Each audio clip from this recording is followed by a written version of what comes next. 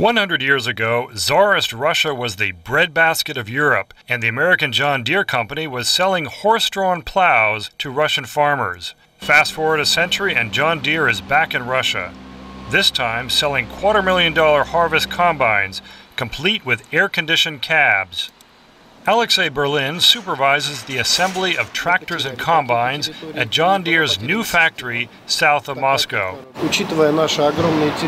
Given our vast territory of our country, agriculture has huge potential. For us, the enormous potential here is to provide farmers with all necessary equipment. I hope that the volume growth of agricultural crops from year to year will only increase.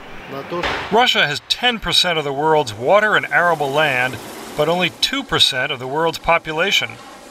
But in the 20 years since the collapse of the Soviet Union, the amount of land being farmed in Russia has shrunk by 1/3. Russia, the world's largest nation, survives on food imports. Today, Russian wheat yields are at the level of American farm yields were in the 1930s.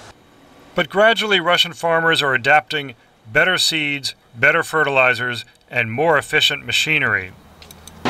With food demand leaping in India and China, Russia once again is becoming a world food power. John Deere's manufacturing plant has stocked more than 100 new combines in preparation for the upcoming wheat harvest.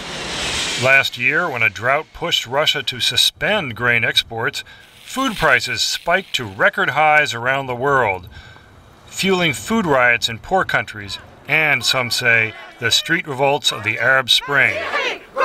Joe Barrett, Russia manager for John Deere, believes that Russia will play a key role in meeting growing world food needs. We've got, an expected increase in world population that will be upon us.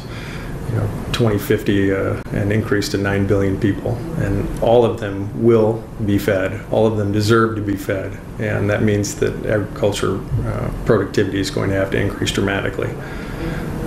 We think Russia is a terrific opportunity to help fill that void.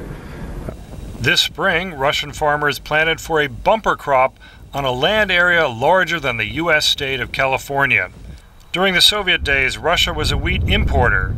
This year, it is to become the world's third largest wheat exporter, after the United States and Canada. Russia is on track to help feed the world in coming years. James Brooke, VOA News, Domedevo, Russia.